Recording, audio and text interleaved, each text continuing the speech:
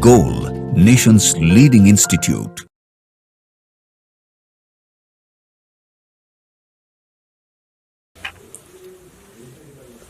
Hello student, myself C. Kumar. Today I am going to discuss the test paper, AITS test paper conducted on 12th February 2023. ये test paper basically called flashback test paper और ये third है, flashback third है। तो overall test paper को अगर आप देखेंगे तो आपको थोड़ा सा लिटिल बिट आपको कैलकुलेटिव मिलेगा, बट ये कैलकुलेशन आपके लिए फ्रूटफुल है। तो पेशेंसली आप चीजों को देखें, कैसे क्वेश्चंस हम लोग डिस्कशन करते हैं, और उम्मीद करता हूं कि आपको इससे बेनिफिट मिलेगा। ठीक है, लेट्स स्टार्ट। सभी लोगों के पास ये पेपर जरूर होना चाहिए। मैं क्वेश्चन नहीं लिखूंगा, केवल उसका एक्सप्लेनेशन दूंगा सारे क्वेश्चन का, कि कैसे इसको हम लोग अप्रोच करते हैं, कैसे हम इसको कैलकुलेट कर सकते हैं। ठीक है, तो चलिए फिजिक्स।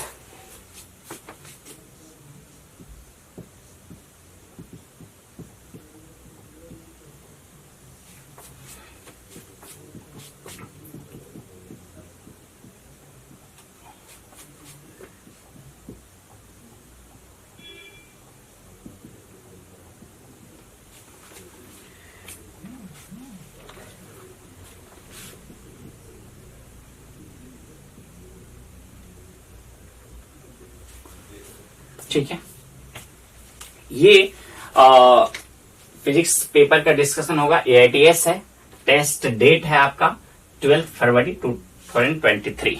ठीक है, तो आपके पास पेपर आ गए होंगे, ठीक है ना, कि ये पेपर का डिस्कशन होने जा रहा है। अगर हम लोग देखें तो टोटल 50 नंबर ऑफ क्वेश्चन है, और जैसा कि दो पार्ट में ये क्वेश्चन डिवाइडेड है, सेक्शन ए और सेक्शन बी। पूरी जानकारी आप सभी बच्चों के पास है, तो हम लोग शुरुआत करते हैं। कह रहा है आपसे क्या, first question, the storage battery of A car has an EMF of 12 volt. If the internal resistance of the battery is 0.3 ohm, what is the maximum current that can be drawn from the battery? Means ये first question में अगर आप देखेंगे तो EMF आपको दिया हुआ 12 volt, और R इंटरनल जो आप देख रहे हैं 0.3 ओम दिया हुआ है, और I मैक्स आपसे पूछा जा रहा है, जो कि सिंपली E/R आप कह सकते हो। तो 12 कोई और रेजिस्टेंस नहीं है, केवल इस रेजिस्टेंस की वजह से करंट उसमें सप्लाई होगा, डिवाइड बाय 0.3, तो आपको 40 एम्पियर ये करंट मिलेगा। ठीक है, और इसके बेसिस पे अगर आप देखेंगे तो आपके ऑप्शन 4 जो है वो करेक्ट ऑप्शन हो जाएंगे। ठीक है, अब अगर आप सेकंड क्वेश्चन नंबर 2 अगर आप देखते हैं तो क्वेश्चन नंबर 2 का क्या स्टेटमेंट है, मैं पढ़ रहा हूं। 2 conductor are made of the same material. 2 conductor है, सेम मटेरियल से बना हुआ है, and have the same length. Conductor A is solid wire of diameter 2 mm दिया हुआ है। ये रहा आपके पास एक कंडक्टर, और इसका डायमीटर आपको पता है, मींस रेडियस आपको पता है 1 mm है। ठीक है, और ये सॉलिड फॉर्म में है। और दूसरा जिसका लेंथ इसी के लेंथ के बराबर है,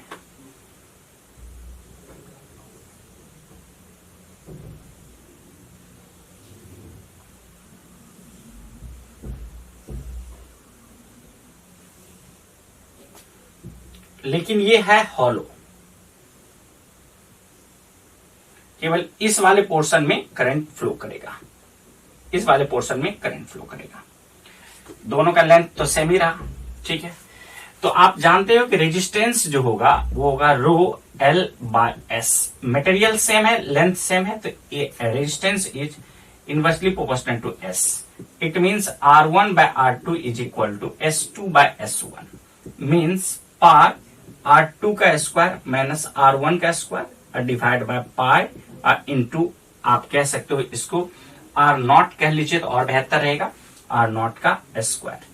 सभी वैल्यू दिया हुआ है, R2, R1 और R0 सभी वैल्यू आपको पता है। अगर आप देखेंगे तो R2 का वैल्यू भी पता है, R2 जो हो जाएगा आपका R2 is equal to 2 mm और R1 इज 1 mm और R0 इज आपको दिया हुआ है R0 is also 1 mm, 1 millimetre है। ठीक है, तो आप इस वैल्यू को अगर इसमें रखते हैं तो दोनों का रेशियो लेंगे तो आपको मिल जाएगा। 100% मैं श्योर हूं कि आप सारे बच्चे इसको कर लेंगे, कोई दिक्कत नहीं है। अब आइए, अगर क्वेश्चन नंबर 3 आप देख रहे हो, क्वेश्चन नंबर 3 में क्या कह रहा है कि in a cyclotron a charge particle. Obvious सी बात है, साइक्लोट्रॉन अगर आप देखते हैं तो एक ऐसी डिवाइस जिसमें इलेक्ट्रिक फील्ड और मैग्नेटिक फील्ड दोनों प्रेजेंट होता है। मैग्नेटिक फील्ड कभी भी एनर्जी इंक्रीज नहीं करवाता है, क्योंकि मैग्नेटिक फील्ड वाला जो फोर्स होता है वो वेलोसिटी के परपेंडिकुलर होता है। तो काइनेटिक एनर्जी जो होगा ऑब्जेक्ट का हमेशा कांस्टेंट रहेगा बिकॉज ऑफ मैग्नेटिक फील्ड, लेकिन इलेक्ट्रिक फील्ड हमेशा स्पीड को बढ़ाएगा। ठीक है, और अगर आप देखेंगे तो इस पार्टिकुलर केस में इंक्रीज होगा, आप एक कह सकते हो कि इलेक्ट्रिक फील्ड की वजह से वो एक्सेलरेटेड होगा। इसलिए अप्रोप्रिएट ऑप्शन अगर आप देख रहे हैं तो साइक्लोट्रॉन में charge particle undergo acceleration all the time मतलब सभी समय में एक्सेलरेशन रहेगा अवेलेबल। तो अप्रोप्रिएट ऑप्शन अगर आप देखेंगे तो फर्स्ट ऑप्शन आपका करेक्ट हो जाएगा। ठीक है, ये सिमिलरली अगर आप क्वेश्चन नंबर 4 अगर आप देख रहे हैं, ये सब स्ट्रेट फॉरवर्ड क्वेश्चन है, आप एक बार पढ़ेंगे तो आपको क्लियर हो जाएगा। Which of the following combinations should be selected for the better tuning of LCR circuit used for the communication? Tuning बेहतर का मतलब होता है शार्पनेस ज्यादा होना चाहिए, क्वालिटी फैक्टर ज्यादा होना चाहिए, और क्वालिटी फैक्टर ज्यादा होने के लिए Q का वैल्यू आप जानते हो कि L ओमेगा बाय R होता है। और अगर आप ध्यान से देखिएगा तो आपको सारा इंफॉर्मेशन दिया हुआ है। R का वैल्यू भी मालूम है, L का वैल्यू भी मालूम है, और omega equal to 1 by root of LC होता है। Omega equal to 1 by root of LC रहता है। अब आप 4 ऑप्शन में देख लें कि किसमें R Q की वैल्यू ज्यादा है। जिसमें Q की वैल्यू ज्यादा होगी ऑब्वियस सी बात है वो मोर अप्रोप्रिएट होगा फॉर द ट्यूनिंग पर्पस। ठीक है, और डेटा के बेसिस पे आप अगर देखेंगे तो आपका 3rd ऑप्शन जो है ये इसमें सबसे ज्यादा मैक्सिमम Q का वैल्यू अवेलेबल होगा। ठीक है, कैलकुलेटिव है, आपको करना पड़ेगा कैलकुलेशन, लेकिन हो जाएगा। अब अगर आते हैं तो क्वेश्चन नंबर 5, क्वेश्चन नंबर 5 देखिए ध्यान से। क्वेश्चन नंबर 5 में क्या कह रहा है? क्वेश्चन नंबर 5 में कह रहा है आपसे कि the output of a step down transformer is measured to be 36 volt. मतलब ये आउटपुट जो है इसकी वैल्यू जो दी हुई है ये है 36 वोल्ट। ठीक है, and the connected to 24 watt lighting bulb, यानी कि पावर इज इक्वल टू 24 है। इसका मतलब है कि आई करंट वो कितना विड्रॉ कर रहा होगा, करंट विड्रॉ कर रहा होगा तो power divide by E output. यहां से करंट अगर आप देखेंगे तो आपको मिल जाएगा 24 डिवाइड बाय 36 मीन्स 2/3। लेकिन क्वेश्चन आपसे डिमांड क्या है कि पिक वैल्यू बताइए। ठीक है, तो यही आपका आरएमएस वैल्यू अवेलेबल है, तो I0 डिवाइड बाय रूट 2 यही आपका आरएमएस वैल्यू होती है, जिसकी वैल्यू आप 2/3 कह सकते हैं। तो यहां से I0 इक्वल टू 2√2/3 कह सकते हैं। This is your peak value.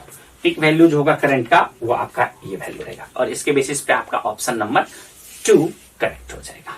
ठीक है, तो थोड़ा सा फास्ट होना पड़ेगा।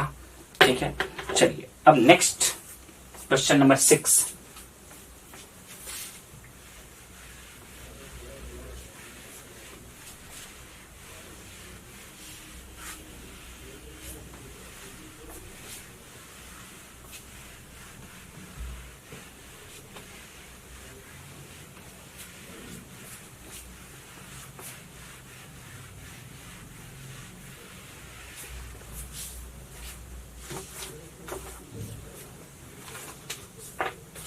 क्वेश्चन नंबर 6 जो है उसको आप देखें।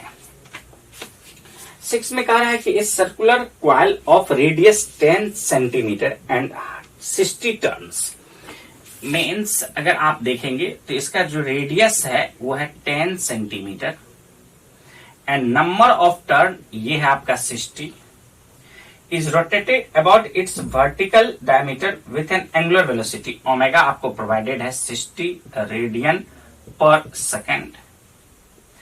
इन a horizontal uniform magnetic field B आपको प्रोवाइडेड है, कितना है B 4 into 10⁻⁻2 tesla. If the coil form a close loop of resistance R, R दिया हुआ है आपको 15 ohm. Calculate the maximum value of the current. Simple सी बात है कि आई का करंट का मैक्सिमम वैल्यू चाहिए। आई मैक्सिमम के लिए आपको क्या चाहिए, E maximum divide by R, और ई मैक्सिमम कितना होगा, तो E maximum N B S मतलब एरिया, अगर आप कह सकते हैं N B S into omega, N B S into omega. ये कोई भी कॉइल अगर मैग्नेटिक फील्ड में रोटेट कर रहा होता है, फ्राडे लॉ ऑफ इलेक्ट्रोमैग्नेटिक इंडक्शन में आपने पढ़ा होगा, उसमें कि एक लूप अगर रोटेट हो रहा होता है मैग्नेटिक फील्ड में, रोटेशन परफॉर्म कर रहा तो उस लूप के अंदर ईएमएफ जनरेट होते हैं, ठीक है। और उस ईएमएफ का मैक्सिमम वैल्यू, पिक वैल्यू ये रहा, एन बी एस, एन है नंबर ऑफ टर्न, बी है मैग्नेटिक फील्ड और एस है एरिया और ओमेगा है एंगुलर वेलोसिटी। जाहिर सी बात है एस को हम लोग लिख सकते हैं पाई आर एस स्क्वायर। अगर आप देखेंगे तो E max is equal to क्या हुआ, E max equal to N B pi R S square into omega, ये रहा मैक्सिमम। तो करंट आपका आई मैक्स मिल गया क्या, तो N B pi R S square omega divide by resistance R. सभी डेटा आपको प्रोवाइडेड है, आप सभी डेटा को इसमें पुट कीजिएगा, आपको रिजल्ट मिलेगा, ठीक है ना। और इसको पुट करने के बाद अगर आप कैलकुलेट करेंगे तो आपको रिजल्ट मिल जाएगा, ठीक है। आइए क्वेश्चन नंबर 7 समझिए। क्वेश्चन नंबर 7, क्वेश्चन नंबर 7 में क्या कह रहा है, ए सीरीज एलसीआर सर्किट जिसमें सीरीज में एल और सी और आर सभी हैं, कनेक्टेड है, और इसको कनेक्ट किया गया है वेरिएबल फ्रीक्वेंसी वाला 250 वोल्ट एसी से। मतलब आपको आर ऑलरेडी प्रोवाइडेड है, आर की वैल्यू कितनी है 16 ओम, और एल की वैल्यू है 2 हेनरी, और सी की वैल्यू है आपका 60 माइक्रोफैराड। थोड़ा सा इस सब पे ध्यान रखेंगे आप कि माइक्रोफैराड है तो 10⁻⁻6 से मल्टीप्लाई करना पड़ेगा, ये हेनरी है और ये आपका रेजिस्टेंस ओम है, ठीक। और उसके बाद कह रहा है कि what when the frequency of the supply equal to the natural frequency of the circuit. ये इंपॉर्टेंट स्टेटमेंट है कि ये फ्रीक्वेंसी ऑफ सप्लाई जो natural frequency of the circuit, मतलब natural frequency of the circuit आपको दिया हुआ है 240 वोल्ट है, और नेचुरल फ्रीक्वेंसी 1/√LC हो गया, ये है, इसके बारे में बात कर रहा है। तो अगर फ्रीक्वेंसी 1/√LC हो गया तो ऑब्वियस सी बात है कि आप इस पे अगर आप कैलकुलेट करेंगे तो 1/√LC पे, तो आपको रेजोनेंस फ्रीक्वेंसी कहलाएगा ये, ठीक। तो what is the average power, तो पावर एवरेज अगर हम लोग इसमें कैलकुलेट करेंगे तो पावर एवरेज कैसे कैलकुलेट होगा, ये हो जाएगा ERMS और IRMS इंटू कॉस फाई। तो नेचुरल फ्रीक्वेंसी में ऑब्वियस सी बात है कॉस फाई अगर आप देखेंगे तो नेचुरल फ्रीक्वेंसी मतलब रेजोनेंस स्टेज की बात कर रहा है, रेजोनेंस स्टेज की अगर बात करेंगे तो cos phi equal to R divide by impedance. Impedance का मतलब R square plus omega L minus 1/ओमेगा-c का स्क्वायर। जैसा कि ये ओमेगा एल और 1/ओमेगा-c ये दोनों बराबर है, ये कह रहा है स्टेटमेंट, तो कॉस फाई अगर आप कैलकुलेट करेंगे तो आर डिवाइड बाय आर जो कि 1 हो गया। इसका मतलब हो गया क्या, ERMS into IRMS into cos phi का वैल्यू 1, और this is your average power. तो अब अगर आप देखेंगे तो EMF आपको ऑलरेडी मालूम है, IRMS आपको केवल निकालना है, और IRMS के लिए कोई बड़ा बिग डील नहीं है। ERMS डिवाइड बाय आप R कर देंगे, इंपीडेंस कर देंगे तो आपको IRMS मिल जाएगा, ठीक है।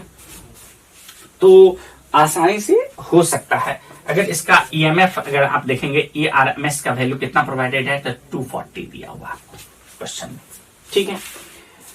चलिए, तो ये रहा आपका एवरेज पावर। इस केस में पावर फैक्टर जो है आपका कॉस फाई का वैल्यू 1 हुआ, क्योंकि वो जो कह रहा है कि रिजोनेंस है, इनडायरेक्ट रूप से वो स्टेटमेंट को ये बोल रहा है कि when the frequency of the supply equal the natural frequency of the circuit, ठीक है।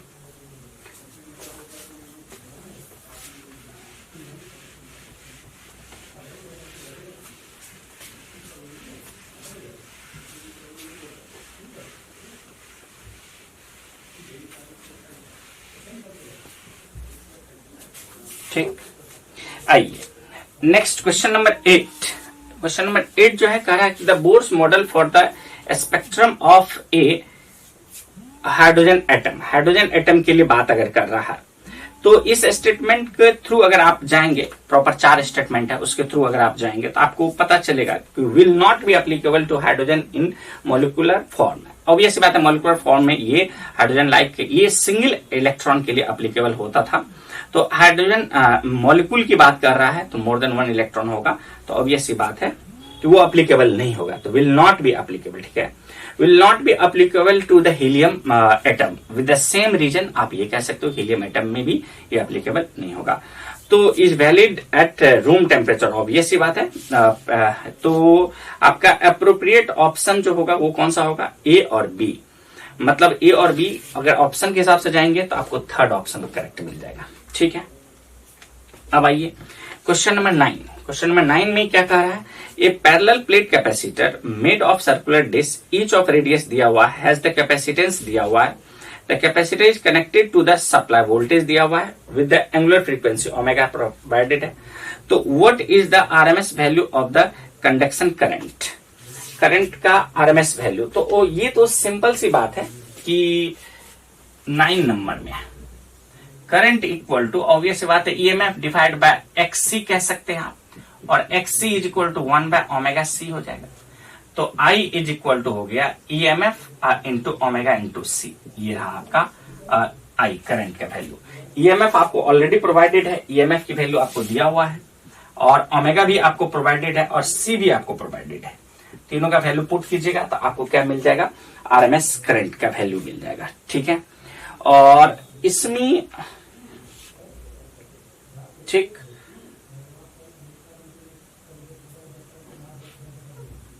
ओके, चलिए नेक्स्ट अगर आप आए क्वेश्चन नंबर 10। क्वेश्चन नंबर 10 में क्या कह रहा है, क्वेश्चन नंबर 10 में ये आप समझिए, more energy is released in the fusion then fusion पर न्यूक्लियन, और रीजन में कह रहा है कि more number of nucleon take parts in fusion. Both assertion and reason ये ट्रू है, दोनों ट्रू है, लेकिन वो उसका करेक्ट एक्सप्लेनेशन नहीं है, क्योंकि नंबर ऑफ पार्टिकल ज्यादा इन्वॉल्व हो रहा है, इसलिए उसमें जो एनर्जी ज्यादा रिलीज होगा ऐसा सही नहीं है। ये करेक्ट एक्सप्लेनेशन के फॉर्म में नहीं कहा जा सकता है। तो ये हाँ, दोनों स्टेटमेंट जरूर ट्रू है कि उसमें अगर फ्यूजन में आप बात करेंगे और फ्यूजन में बात करेंगे तो फ्यूजन में मोर जो है एनर्जी आपकी ज्यादा रिलीज होती है फ्यूजन के रिस्पेक्ट में, ये बात बिल्कुल सही है।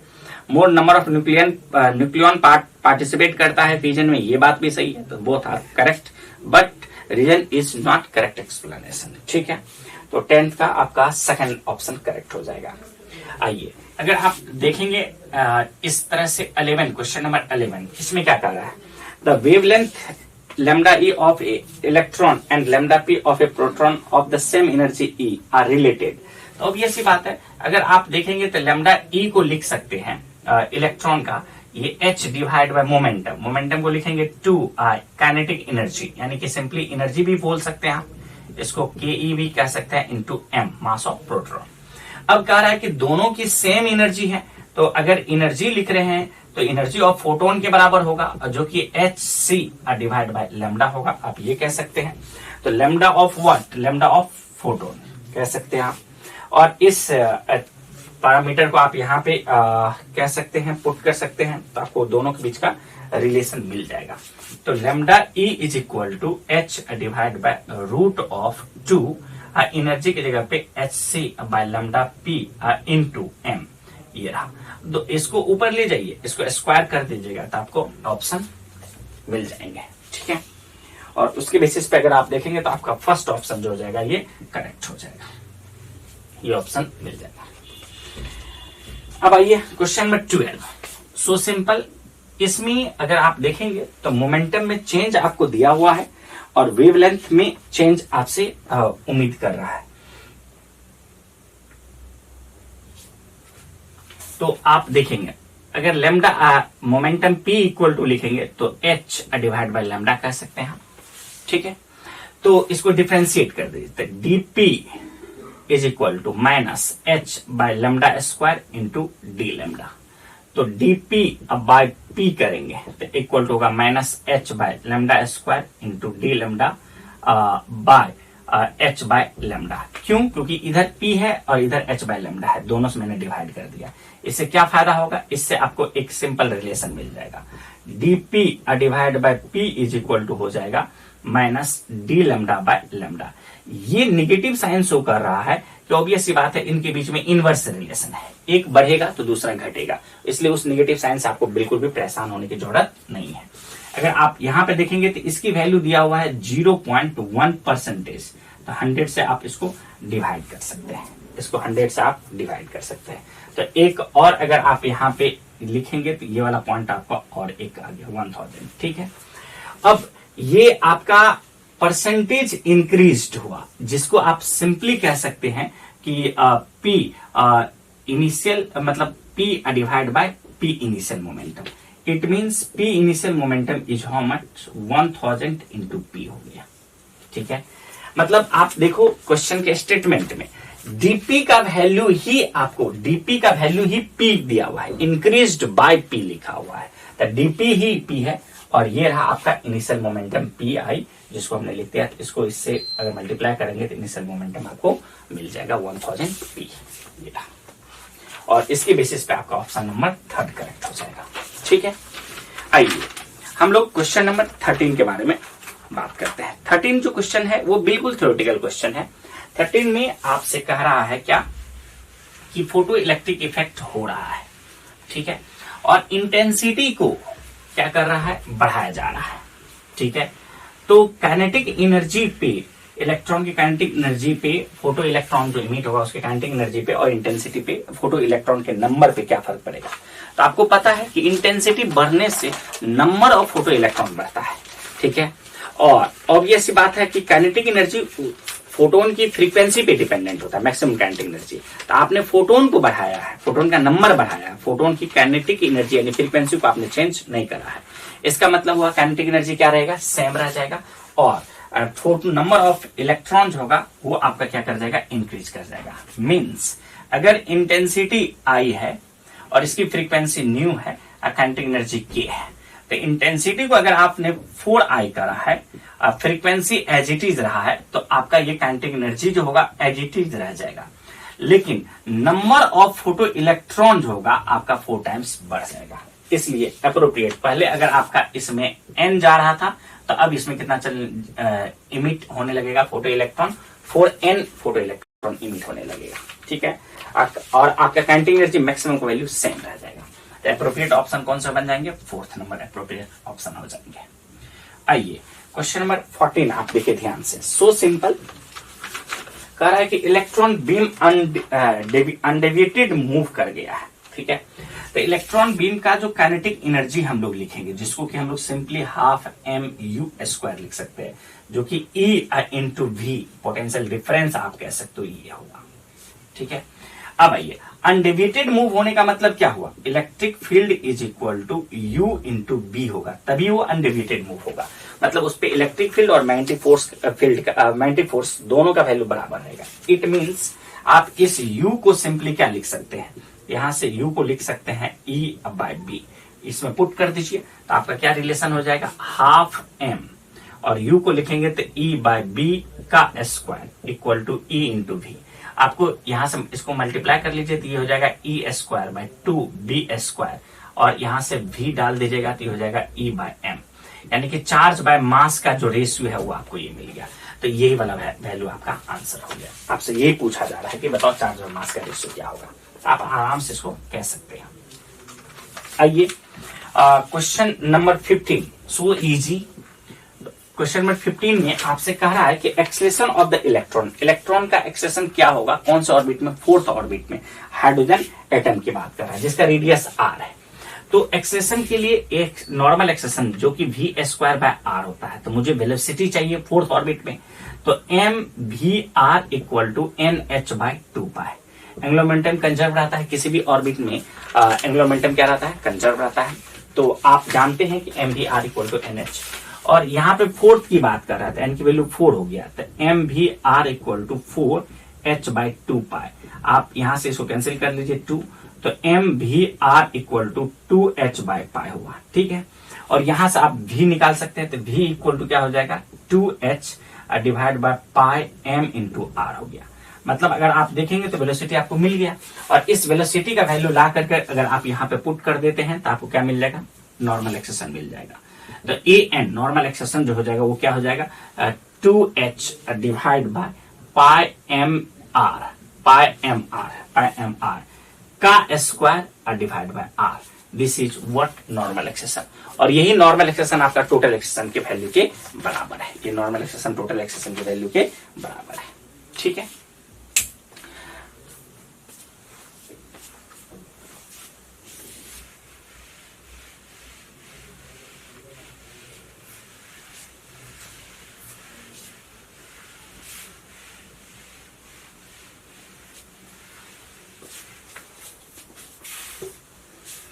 क्वेश्चन नंबर 16 क्या कह रहा है 16 में, the drift velocity of an electron in A metallic wire will decreased if the temperature of the wire is increased.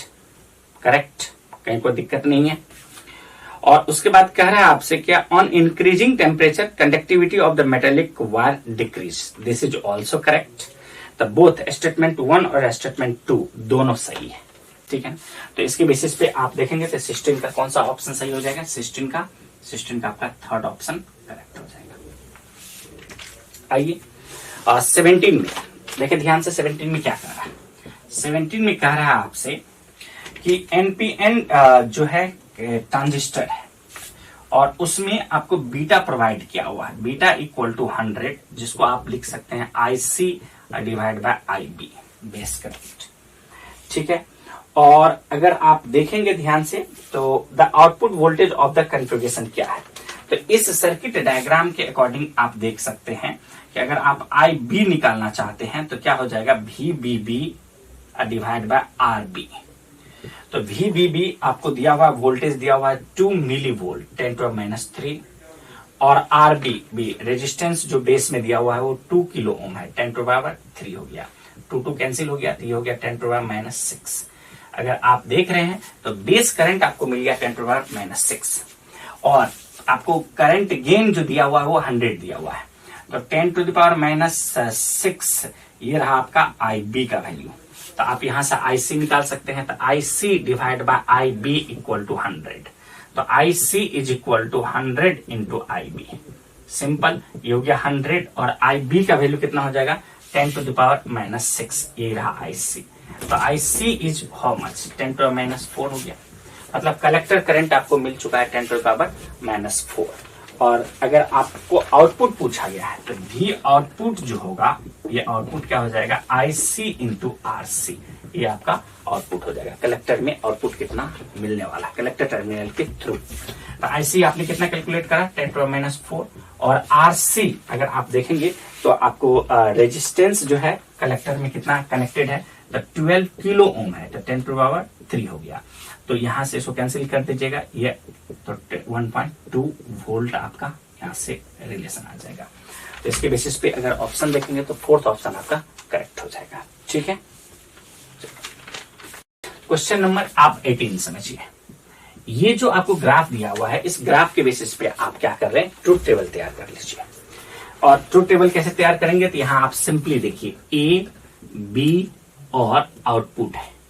तो आपका जो ग्राफ है उसके बेसिस पे देखेंगे तो A का वैल्यू 0 है और B का वैल्यू भी 0 है, ये 0 है और ये 0 है, तो ये आपको 1 मिल गया है। फिर आप नेक्स्ट में देखेंगे तो A का वैल्यू 0 है और B का वैल्यू 1 है, ये 0 है और ये 1 है, तो भी ये आपको 1 मिल गया है। फिर नेक्स्ट में अगर आप देखेंगे तो A का वैल्यू 1 है और B का वैल्यू 0 है और ये भी 1 मिल गया है। फिर नेक्स्ट अगर आप देखेंगे तो दोनों का वैल्यू 1 है, ये 0 मिल गया है। ये बस इसी इनपुट से ट्रूथ टेबल से आपका रिलेशन आ जाएगा। आपको यहां पे अगर आप देखेंगे ध्यान से तो ये अगर हम A इंटू B अगर लिखते हैं तो क्या मिलेगा मुझे 0 0 0 1। और अगर आप यहां पे देखेंगे तो ये जो है ये इसी का, ये जो Y जो है ये Y ये इसी का बार है, A B का बार दिया हुआ है, यही Y दिया हुआ है। मतलब इसको इन्वर्ट कर दीजिए ना, 0 को 1 कर दीजिए, ताकि इसका मतलब क्या हुआ कि A इंटू B का बार यानी कि एंड में बार, तो इसका मतलब नैंड गेट है, और उसके बेसिस पे आपका कौन सा डायग्राम सही हो जाएगा, सेकंड वाला, एंड नॉट, एंड नॉट। ये रहा आपका पहला, तो आप एंड बना दीजिए और इसमें लगा दीजिए नॉट, तो ये हो गया नैंड गेट। यही रहा आपका एप्रोप्रिएट ऑप्शन, सेकंड करेक्ट हो गया।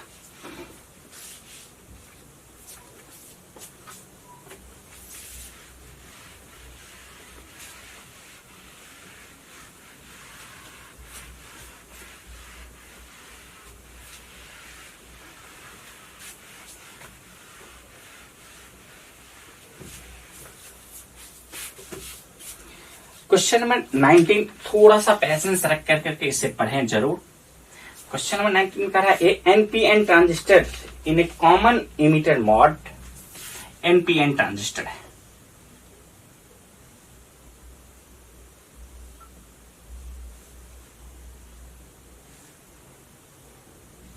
ठीक है। ये रहा आपका इमीटर टर्मिनल, ये रहा बेस टर्मिनल, ये रहा कलेक्टर टर्मिनल, एनपीएन ट्रांजिस्टर हुआ, ठीक है। Common emitter mode is used as a simple voltage amplifier with a collector current of IC, collector current 5 milliampere दिया हुआ है।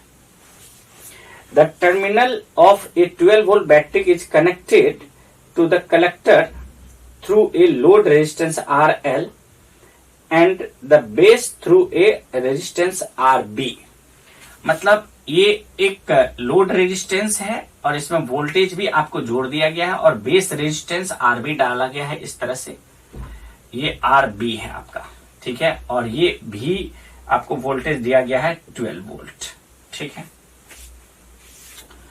The collector emitter voltage is 4 volt, collector emitter voltage ये रहा 4 volt, ठीक। The base emitter voltage is 0.8, base emitter ये हो गया 0.8 volt,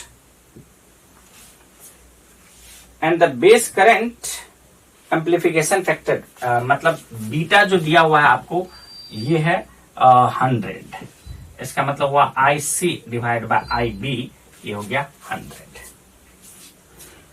calculate the value of RB, RB का वैल्यू आपको चाहिए, आरबी के लिए आपको आईबी का रिक्वायरमेंट है। और यहां से अगर आप देख रहे हैं तो VCE जो आपको प्रोवाइडेड है, VCE वो 4 वोल्ट प्रोवाइडेड है, VCE कलेक्टर और इमीटर के बीच में। और आपको यहाँ पे जो करंट दिया हुआ है कलेक्टर और इमीटर के बीच में, जो आपको करंट दिया हुआ है कलेक्टर टर्मिनल से जो करंट प्रोवाइडेड है वो 5 मिली एम्पियर। तो आप क्या कर सकते हैं, वहां से बहुत इजी वे में आप कैलकुलेट कर सकते हैं आईसी, आप कैलकुलेट क्या कर सकते हैं, आईसी कैलकुलेट कर सकते हैं। और आईसी के लिए आपको आईसी 5 मिली एम्पियर दिया हुआ है, बीटा का वैल्यू दिया हुआ है आपको, तो आईबी आपको मिल गया।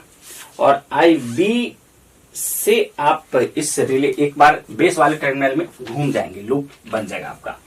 चलिए, तो आईसी 5 मिली एम्पियर है, तो यहां से आप 100 इज इक्वल टू आईसी कितना हो गया 5 मिली एम्पियर है, 10⁻³ डिवाइड बाय आईबी। तो आईबी का वैल्यू कितना मिल जाएगा, ये 5 इंटू 10⁻⁻5, ये नीचे चला जाएगा। यानी कि आईबी को सिंपली आप समझ लो ना 50 माइक्रो एम्पियर कह दीजिए, ये हो गया, आईबी मिल गया। अब इस बेस में एक बार आप घूम जाए, ठीक है, इस तरह से एक बार बेस में इस तरह से ऐसे लूप में घूम जाए। तो चलिए यहां से स्टार्ट करते हैं। तो IB into RB minus VBB इसका और प्लस VBE इक्वल टू 0। इसका मतलब IB into RB equal to VBB minus VBE, it means 12 volt minus, और ये हो गया 0.8, इट मीन्स 11.2 वोल्ट, ये मिल गया। और आईबी आपको पता है तो आपको आरबी मिल जाएगा। तो RB is how much, 11.2 divide by IB अगर आप करेंगे तो आरबी आपको मिल गया, ठीक है। इस तरह से आप जो है बेस रेजिस्टेंस कैलकुलेट कर सकते हैं। क्वेश्चन नंबर कितना है 19, ठीक है, ठीक। आइए क्वेश्चन नंबर 20 में, क्वेश्चन नंबर 20 में ये कह रहा है कि करंट थ्रू द डायोड क्या है। ये जीनर डायोड है। अब जीनर डायोड का एक एप्लीकेशन के फॉर्म में ये है आपका, देखिए ये रहा आपके पास जीनर डायोड, और यहां पे एक रेजिस्टेंस डाला हुआ है इस तरह से, ये रहा 4 किलो ओम, ठीक। अब जीनर डायोड ऑपरेट हो रहा है 20 वोल्ट पे। इसका मतलब है कि इसमें करंट कितना ये गया होगा, I1 का वैल्यू कितना होगा, तो 20 volt divide by 4 kilo ohm है, 10⁻³ हो गया, तो हो गया 5 मिली एम्पियर है, इसमें करंट गया होगा I1। और अब आप देखिए ध्यान से, ये है आपका 500 ओम और यहां पे वोल्टेज है 30 वोल्ट है, 30 वोल्ट है। तो 30 वोल्ट है तो 20 तो यहां पे यूज हो चुका, 20 वोल्ट तो यहां यूज हो चुका, तो बचा कितना 10। तो इसमें करंट आई कितना जाएगा, तो 10 डिवाइड बाय ये आप 500। हमें लगता है कि इसको मिली में अगर आप लाएंगे तो थोड़ा ज्यादा बेहतर होगा। तो क्या किया जाए, ये और ये कैंसिल हो गया, तो आपको 0.02 2 से ऊपर मल्टीप्लाई नीचे 0.02 एम्पियर आप कह सकते हैं। तो मिली अगर लिखेंगे तो इसको आप कहेंगे 20 मिली एम्पियर, ऐसे लिख सकते हैं इसी को 20 मिली एम्पियर। तो 20 मिली एम्पियर आया, 5 मिली एम्पियर इधर गया, तो इधर कितना बचा, इधर 15 मिली एम्पियर आपका करंट इसमें पास होने लगा। तो अप्रोप्रिएट ऑप्शन आपका 3rd नंबर हो गया, ठीक है। कैलकुलेशन आप खुद से भी कर सकते हैं। आइए क्वेश्चन नंबर 21 में देखिए, आपसे कह रहा है कि लेमन सीरीज का जो मैक्सिमम और मिनिमम वेवलेंथ, तो किसी एक से आप चेक कर लीजिए। 1/λ इज इक्वल टू आपका सम कांस्टेंट है RH, और 1/n1 है माइनस 1/n2 है। तो लेमन सीरीज के लिए 1/λ अगर आप लिखेंगे मैक्सिमम वाला, तो नियर बाय से होता है मैक्सिमम वाला RH 1/1 का स्क्वायर माइनस 1/2 का स्क्वायर, इट मीन्स 3/4 RH। और 1/λ मिनिमम की बात करेंगे तो ये हो जाएगा RH इंटू 1/1 का स्क्वायर माइनस 1/∞ का स्क्वायर, ये हो जाएगा RH। तो लैम्डा मिनिमम, दोनों का रेशियो अगर कर लेंगे आप मैक्स टू मिनिमम, तो मुझे लगता है कि इसमें इसको डिवाइड कर दीजिए तो 4/3 आपका वैल्यू मिल जाएगा। तो फर्स्ट ए का 4th नंबर आ जाएगा, और ए का 4th नंबर एक ही ऑप्शन आपका करेक्ट हो गया। तो उसी के बेसिस पे आप अगर कैलकुलेट करेंगे तो सेकंड ऑप्शन आपका मिल जाएगा, क्योंकि ए का 4th तय है, तो और कोई भी ऑप्शन में 4th नहीं है, आपका फर्स्ट नंबर सेकंड नंबर ही आपका करेक्ट हो गया। तो इस तरह के जो क्वेश्चन कभी कभी आपको मिल जाएंगे तो वो आपका समय बचा देगा। कहने के लिए मैट्रिक्स मैचिंग है, लेकिन वो एक ही ऑप्शन से करेक्ट हो गया।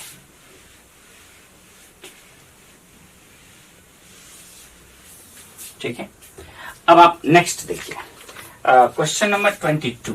ये डिस्प्लेसमेंट आपसे कह रहा है, displacement current through this area. Obvious सी बात है, ये एरिया के डायरेक्टली प्रोपोर्शनेट होता है। आप ऐसे समझ लीजिए कि I is directly proportional to, आप एरिया कर सकते हो। तो आई इक्वल टू आप यहां पे लिखेंगे तो I0 divide bye complete area, और कितने एरिया में आपको पूछ रहा है, तो A/4 में।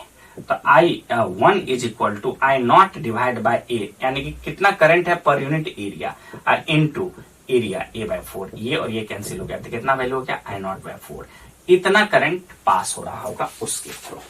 ठीक है, तो 4th नंबर करेक्ट हो गया। अब आइए नेक्स्ट क्वेश्चन नंबर 23rd देखिए। 23rd में कह रहा है कि the energy contain in a cylinder of cross section area दिया हुआ है, यानी कि S आपको प्रोवाइडेड है 20 सेंटीमीटर स्क्वायर। तो ये हो गया आपके पास 20 सेंटीमीटर स्क्वायर मतलब 10⁻⁻⁴ मीटर स्क्वायर हो गया। और लेंथ है, ये लेंथ है 75 सेंटीमीटर, इसका मतलब हुआ 75 सेंटीमीटर 10⁻²। ठीक है, और आपको इलेक्ट्रिक फील्ड दिया हुआ है E0 इज इक्वल टू आपको प्रोवाइडेड है 80। तो आप यहां से क्या कर लीजिए, एनर्जी डेंसिटी निकाल लीजिए, UD 12 ε0 ई नॉट स्क्वायर, और इसमें एनर्जी कितना होगा, तो energy density into volume multiply कर लीजिए, energy equal to half epsilon naught E naught square. अब वॉल्यूम लिखेंगे तो एस इंटू एल कर दीजिए, तो आपको वॉल्यूम मिल गया। तो आप वैल्यू पुट कीजिएगा तो आपको रिजल्ट यहां से मिल जाएगा।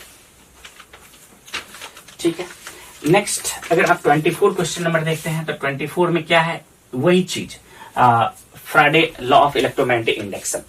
क्या दिया हुआ है आपको, एक स्क्वायर लूप दिया हुआ है, तो आप फ्लक्स अगर आप देखेंगे तो आप लिख सकते हैं बी एस इंटू एन लिख सकते हैं कॉस थीटा, तो कॉस ओमेगा इंटू टी लिख सकते हैं, कॉस थीटा के कहते हैं। एन है नंबर ऑफ टर्न है, ये आप कह सकते हैं, एन है नंबर ऑफ टर्न।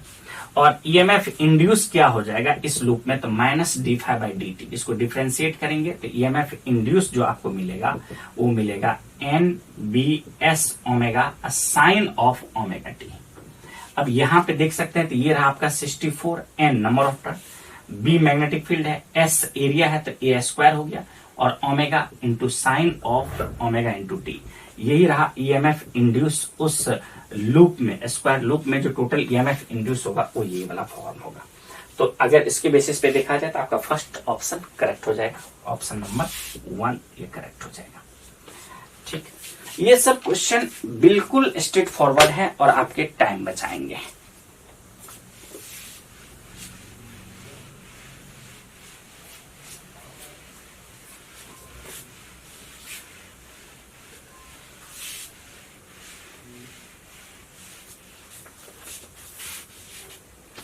आइए क्वेश्चन नंबर 25 समझते हैं हम लोग। Question number 25, a series AC circuit contain an inductor है, इसमें इंडक्टर दिया हुआ है L equal to 40 milli henry, एक capacitor C equal to 80 microfarad and resistance R equal to 80 ohm दिया हुआ है। Is driven by the AC source, आपको ERMS का वैल्यू दिया हुआ आपको 30 वोल्ट, और फ्रीक्वेंसी जो होगा यह 50 हर्ट्ज, और जिससे आप ओमेगा निकाल सकते हैं कि 100 पाई, क्योंकि 2 पाई एफ इंटू फ्रीक्वेंसी होगा। The energy dissipated in the circuit in 40 second, 40 second में, यानी कि T इक्वल टू 40 सेकेंड में कितना एनर्जी डिसिपेटेड होगा। तो ऑब्वियस सी बात है, पावर कैलकुलेट हम लोग कर लेंगे, और ये पावर इक्वल टू आपका क्या हो जाएगा, ERMS का square by mod Z into R divide by mod Z. ये हो गया पावर, ERMS का square divide by mod Z, impedance है ये, R divide by this one. ठीक है, और एनर्जी कितना डिसिपेटेड होगा, तो पावर इंटू टाइम T कर दीजिए, तो हो जाएगा ERMS का स्क्वायर बाय मॉड जेड का square into R into time T। अब आप देखिए ध्यान से, आपको R पता है, अब Z आपके लिए इंपॉर्टेंट है, तो मॉड जेड का स्क्वायर क्या होगा, ये हो जाएगा R square plus omega L minus 1 बाय ओमेगा C का स्क्वायर। आपको ओमेगा ऑलरेडी कैलकुलेटेड है, ओमेगा का वैल्यू मालूम है, तो ओमेगा इंटू एल मल्टीप्लाई कर लीजिए, और ओमेगा इंटू सी मल्टीप्लाई करके डिवाइड कर देंगे, ये वैल्यू मिल जाएगा, इसमें पुट करेंगे तो आपको सारा एनर्जी मिल जाएगा। ठीक है, थोड़ा कैलकुलेशन आपको फील होगा बट इट्स ओके। ठीक, आइए क्वेश्चन नंबर 26, क्वेश्चन नंबर 26 आप समझिए।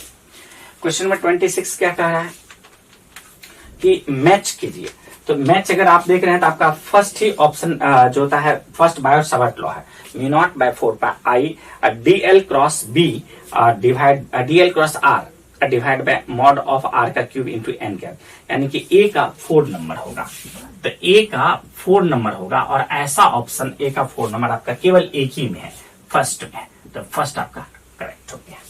ठीक है, आइए 27 नंबर, 27 नंबर में क्या कह रहा है आपसे कि अरेंजमेंट आप देखिए ध्यान से, आपको इस तरह का अरेंजमेंट दे दिया, एक रेजिस्टेंस और फिर ये एक आपके पास सेल डाल दिया गया। ठीक है, और इसके साथ एक रेजिस्टेंस और एक फिर रेजिस्टेंस है, फिर एक सेल डाल दिया और ऐसे, फिर आपके पास ये एक रेजिस्टेंस है और ये एक सेल दिया हुआ है इस तरह से ऐसे, और इस सभी के साथ एक रेजिस्टेंस और है एक सेल और है, एक रेजिस्टेंस और है, और एक सेल और है, और इस सबको जोड़ दिया गया। और आपसे कह रहा है कि इस 1 ओम जो है ये 1 है और ये भी 1 है, सभी का 1 1 ही है, ये भी 1 है, ये भी 1 है, और इसका है 20 वोल्ट, ये भी है 20 और ये भी है 20, ये भी है 20 और ये भी है 20, ठीक है। और आपसे कह रहा है कि इस 1 ओम में कितना करंट जाएगा। तो क्यों नहीं आप सिंपल करें कि इसके बदले में ये जो 3 पैरेलल आपको जो दिख रहा है, ये 3 का एक इक्विवेलेंट आप इसके बदले में कैलकुलेट कर लीजिए। ये 3 पैरेलल कॉम्बिनेशन है, तो आप ई इक्विवेलेंट निकालेंगे। तो ये हो गया E1 जो कि 20 डिवाइड बाय इसका रेजिस्टेंस, ये आपका एक सेल की तरह काम करेगा, डिवाइड बाय 2, प्लस ये हो गया E2 20 डिवाइड बाय 1, प्लस ये भी हो गया 20 divide by 1 divide bye 1/2 plus 1/1 plus 1/1।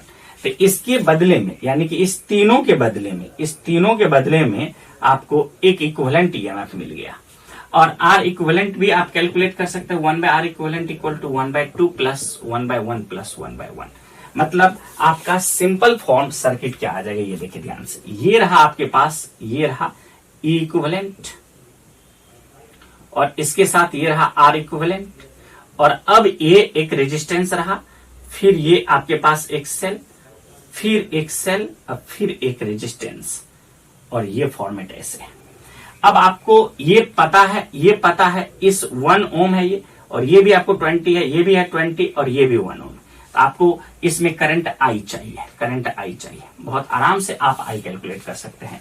अगर आप देखेंगे तो I is equal to 20 plus 20 minus equivalent divide by 1 plus 1 plus R equivalent. अगर आप देखेंगे एक बार लूप में घूम जाइए ना इसमें आराम से। टोटल लूप का ईएमएफ है 20 plus 20 minus E divide by this one, ठीक है। तो आसान है, उस 3 के बदले में आप ये 3 के बदले में एक इक्विवेलेंट से निकाल लिए आप ईएमएफ, और उसके बदले में इस 3 के बदले में एक ही सेल पुट कर दिया और उसको सिंप्लीफाई कर दिया, ठीक है।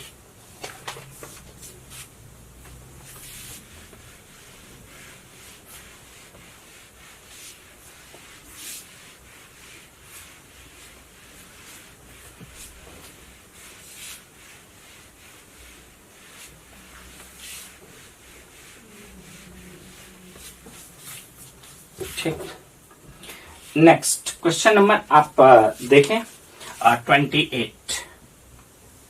कह रहा है कि गैल्वेनोमीटर है जिसका रेजिस्टेंस है Rg, गैल्वेनोमीटर का रेजिस्टेंस है 40 ओम, ठीक है भाई, और has 50 division, number of division दिया हुआ है 50, और एक डिवीजन में जो करंट फ्लो कर रहा है वो I1 जो है वो है 2 × 10⁻⁻⁴ एम्पियर, ये एक डिवीजन के कॉरस्पॉन्डिंग है। तो टोटल करंट I नेट कितना हो जाएगा, तो I1 × n कर दीजिएगा तो नेट हो जाएगा। I1 का वैल्यू हो जाएगा 2 × 10⁻⁻⁴, और n के जगह पे 50 हो गया, तो ये हो जाएगा 10⁻²। इतना एम्पियर करंट फ्लो कर गया, ठीक है। यानी कि 50 डिवीजन में, एक डिवीजन में करंट इतना फ्लो कर रहा है तो एक डिफ्लेक्शन हो रहा है, तो 50 डिवीजन में कितना हो रहा है तो इतना करंट हो गया। और इससे अब आप बना रहे हैं क्या, वोल्ट मीटर बना रहे हैं। कितना वोल्ट का बता रहे हैं, तो वोल्ट मीटर आप बना रहे हैं 24 वोल्ट का। तो इसमें मैक्सिमम डिफ्लेक्शन जो आपका हो सकता है आई मैक्सिमम, वो कितना हो सकता है 10⁻²। और ये रेजिस्टेंस रिक्वायर्ड है, ये 40 ओम है, और इस टर्मिनल के क्रॉस, यही है वोल्ट मीटर, इस टर्मिनल के क्रॉस वोल्टेज कितना चाहिए, तो 24 वोल्ट चाहिए, ठीक है भाई। तो आप क्या करोगे, सिंपल 24 वोल्ट इक्वल टू लिखेंगे I maximum into R plus R galvanometer का। तो ये 24 है, तो 24 equal to 10⁻², yes, into R plus R G, और यहां से इसको लिखेंगे तो 2400 equal to R plus R G. R G आपका 40 है दिया हुआ, ये 40 दिया हुआ है, और ये आपको कैलकुलेट करना है, तो आपको मिल जाएगा ये वैल्यू, ठीक है। आइए 29 नंबर देखिए। 29 नंबर में क्या कह रहा है आपसे कि इलेक्ट्रिक फील्ड दिया हुआ है, इलेक्ट्रिक फील्ड आपको प्रोवाइडेड है, electric field equal to 2E0 I cap plus 6A0 cap plus, बस इतनी है। और E0 का वैल्यू आपको प्रोवाइडेड है 50 न्यूटन पर कूलम। तो फ्लक्स कह रहा है कि through the circular surface of radius, radius जो दिया हुआ है आपको 0.03 मीटर, तो एस एरिया निकाल सकते हैं पाई आर स्क्वायर से। तो फ्लक्स जो निकालेंगे तो ये हो जाएगा E डॉट एस। अगर आप देखेंगे तो flux is equal to E, electric field तो आपके पास है 2E0 आई कैप अब प्लस 6A0 जे कैप, और एरिया जब आप लेंगे तो एरिया आपका वाई जेड प्लेन में है, तो एरिया का डायरेक्शन वाई जेड प्लेन का परपेंडिकुलर एक्स होगा, तो ये हो जाएगा एस आई कैप, और यहां से आई और आई रह पाएगा और ये वाला जे वाला टर्म कैंसिल हो जाएगा। तो flux is equal to 2E0 into S, मतलब 2E0 और एस की जगह पे पाई आर स्क्वायर कर देंगे। तो इस तरह से आपको 2E0 into pi r square, ये क्या रह जाएगा, टोटल फ्लक्स का वैल्यू मिलेगा। ठीक है,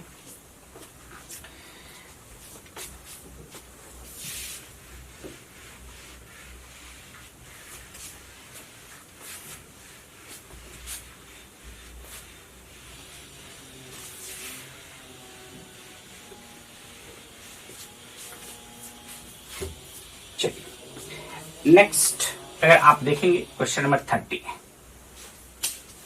कह रहा है कि y1 is equal to 0.2 a sine of 50 pi T plus pi by 6, और y2 इज इक्वल टू कह रहा है 0.2 कॉस ऑफ 50 पाई टी। तो पहले इसको साइन में कन्वर्ट कर लीजिए, 0.2 sine of 50 pi T plus pi by 2, sine 90 degree plus theta equal to cos theta.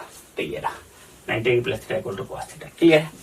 अब कह रहा है आपसे क्या, the phase difference of velocity of the particle 1 with respect to 2, 1 का फेज डिफरेंस 2 के रिस्पेक्ट में, तो φ1 माइनस φ2, तो φ1 माइनस φ2, तो φ12 इक्वल टू φ1 माइनस φ2।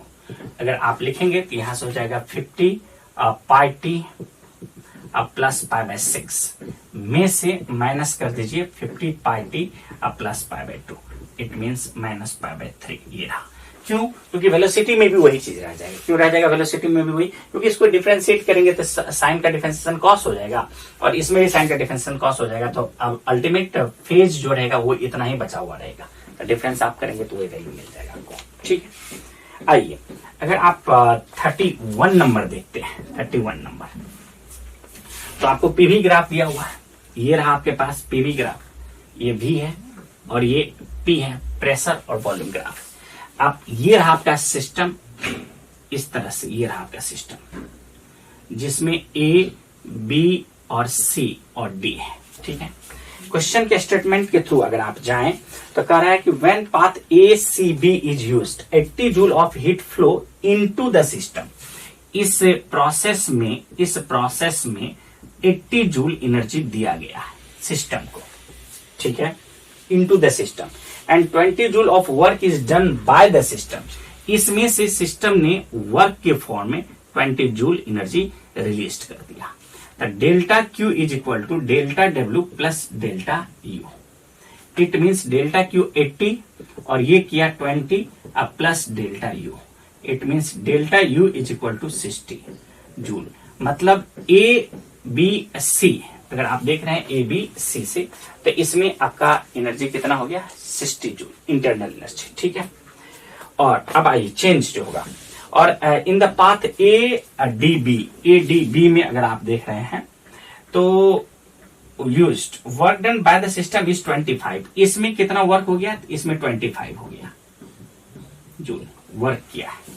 तो कह रहा है कि कितना सिस्टम को एनर्जी दिया गया है, तो the heat flow into the system in this path is delta Q A D C में क्या होगा।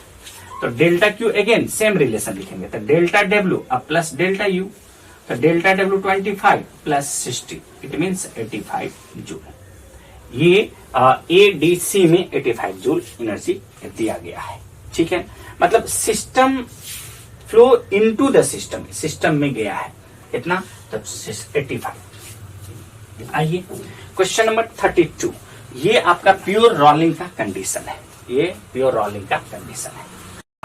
जो आपके पास सिलेंडर है वो रोल कर रहा है एक प्लेन के ऊपर, तो आपको कंडीशन केवल लिख देना है। प्योर रोलिंग में क्या होना चाहिए कि रिलेटिव वेलोसिटी 0 होना चाहिए at the contact surface. Relative velocity का वैल्यू क्या होना चाहिए, 0 होना चाहिए। तो 32 में आप देख रहे हैं तो ये रहा आपके पास कॉन्टैक्ट सरफेस, ये रहा आपका कॉन्टैक्ट सरफेस यहां पे, ठीक है। ये रहा इसका VCM जो आपको प्रोवाइडेड है, और ये ओमेगा से रोटेट कर रहा है, और इस वाले पॉइंट का वेलोसिटी V0 है। तो 1 और 2, तो V1 अगर ऊपर वाले पॉइंट का वेलोसिटी कहेंगे तो VCM माइनस ओमेगा R, और ये रहा I कैप, और V2 जो होगा 2 का, ये हो जाएगा V0 I कैप, और दोनों वैल्यू बराबर रहेगा। तो VCM minus omega R equal to V0 होगा। तो VCM आपको प्रोवाइडेड है, सेंटर ऑफ मास का वेलोसिटी आपको प्रोवाइडेड है, ये 10 रहा माइनस ओमेगा, और R रेडियस का वैल्यू कितना दिया हुआ है आपको 2 मीटर, और ये V0 इक्वल टू 4 दिया हुआ है। तो इसका मतलब हुआ 6 इक्वल टू 2 ओमेगा, तो omega equal to 3 radian per second, ये रहा ओमेगा का वैल्यू 32 का। तो सेकंड नंबर आपका ऑप्शन करेक्ट हो जाएगा। आइए 33 देखिए, मतलब पॉइंट ऑफ कांटेक्ट के पास कोई वेलोसिटी नहीं होना चाहिए, रिलेटिव वेलोसिटी 0 होना चाहिए, ठीक है। अब आइए 2 सैटेलाइट ए और बी जिसका मास दिया हुआ है, सर्कुलर ऑर्बिट में मूव कर रहा है, तो काइनेटिक एनर्जी का रेशियो पूछ रहा है। तो आप जानते हैं कि GMM by R square equal to क्या होगा, MV स्क्वायर बाय R, ठीक है।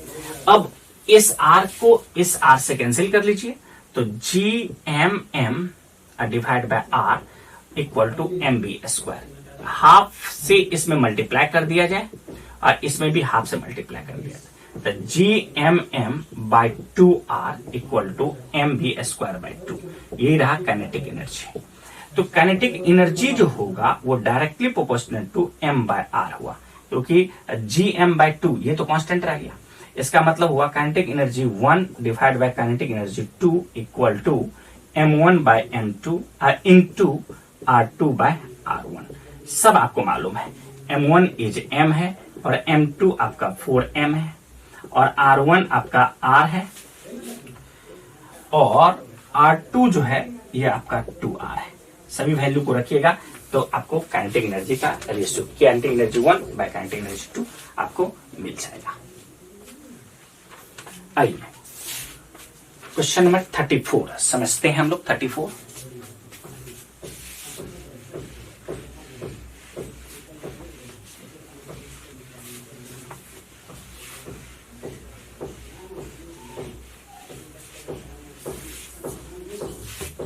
क्वेश्चन नंबर 34 में क्या रहा है आपसे कि मास दिया हुआ है और क्यूब है, हैविंग एज लेंथ भी दिया हुआ है, floating in water, how much volume of the cube is outside the water. अगर आप देखेंगे तो ये रहा आपके पास, सिंपल है, कोई इसमें खास बात नहीं है।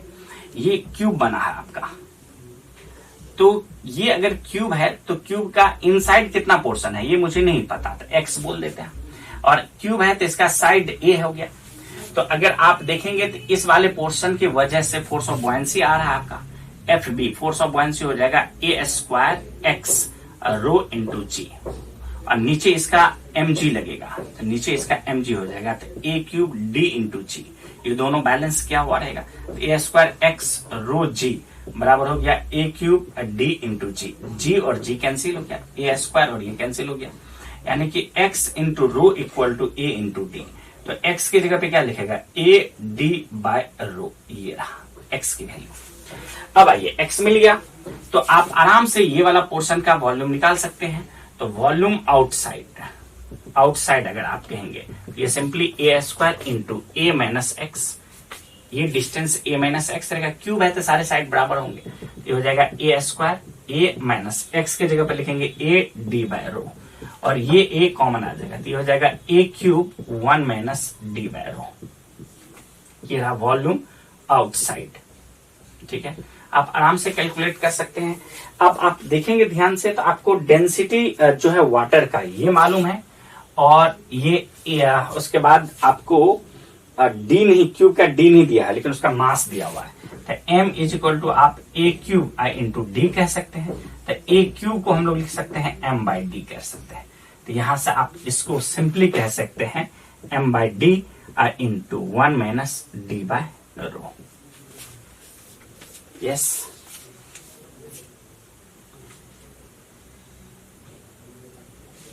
डेंसिटी ऑफ वाटर दिया हुआ, ठीक है ना, डेंसिटी ऑफ वाटर और साइड लेंथ भी आपको मालूम है, ये सब आपको मिल जाएगा, इसमें कोई इशू नहीं है। मास मालूम है और ये साइड लेंथ मालूम है, आपको डेंसिटी मिल जाएगा, रखेंगे आपको रिजल्ट मिलेगा। आइए क्वेश्चन नंबर 35 आप देखिए 35।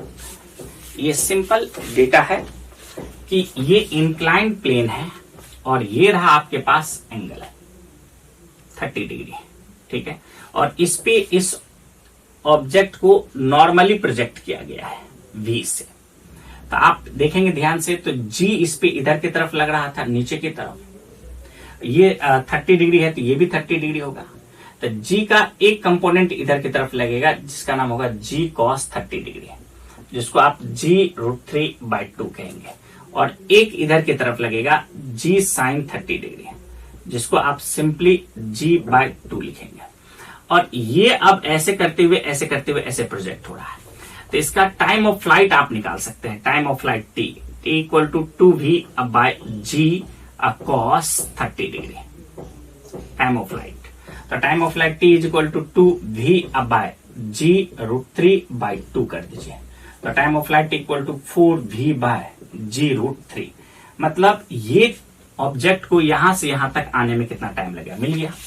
अब ये रेंज आपको R चाहिए, तो range X equal to R equal to half G/2 acceleration into T², क्योंकि इसको परपेंडिकुलरली अगर प्रोजेक्ट किया गया है तो X में यानी इस डायरेक्शन में इसकी कोई वेलोसिटी नहीं होगी। तो आप यहां से हाफ G/2 कर सकते हैं और T², तो 16V²/G² इंटू 3। इसको सिंप्लीफाई अगर आप करेंगे तो आपको क्या मिल जाएगा, रेंज मिल जाएगा, R मिल जाएगा, ठीक है। ये रहा रेंज की वैल्यू, ठीक है। तो सेक्शन ए जिसमें 35 क्वेश्चन थे, आप 35 क्वेश्चन का सिंप्लीफिकेशन आपके सामने है। उम्मीद करता हूं कि ये सब चीज आपको बेनिफिट देगा।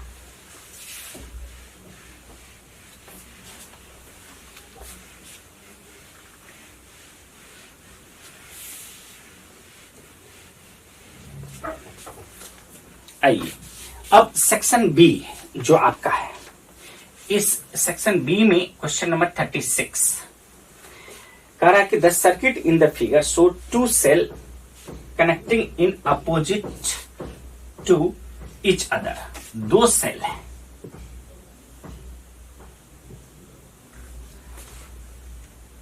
और एक का EMF 1 है, दूसरे का EMF 2 है। सेल EMF 1 इस ये 12 वोल्ट है एंड इंटरनल रेजिस्टेंस 1 ओम। इसके इंटरनल रेजिस्टेंस भी है 1 ओम। और सेल 2 ऑफ EMF 6 वोल्ट और इसके इंटरनल रेजिस्टेंस जो है वो है 2 ohm. Find the potential difference between the point A and B. ये रहा पॉइंट ए और ये रहा point B.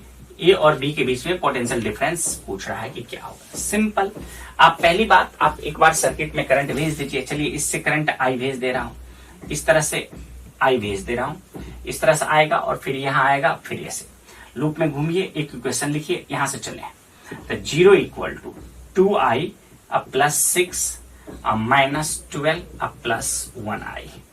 It means 0 equal to ये दोनों मिलाकर के 3i हो जाएगा माइनस 6, ये आ जाएगा 6 इक्वल टू 3i, तो i इक्वल टू 2।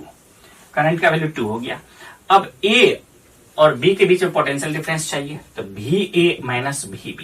चलिए a से b तक, तो माइनस 6 माइनस 2 इंटू आई, तो हो जाएगा माइनस 6 माइनस 2 और i की जगह पे 2, ये हो जाएगा minus 6 minus 4 minus 10। Potential difference कभी भी नेगेटिव आपका नहीं हो सकता है, तो आप उसको 10 बोल सकते हैं। मतलब ये इसका कहने का मीनिंग है कि ये लोअर पोटेंशियल होगा और ये हायर पोटेंशियल है।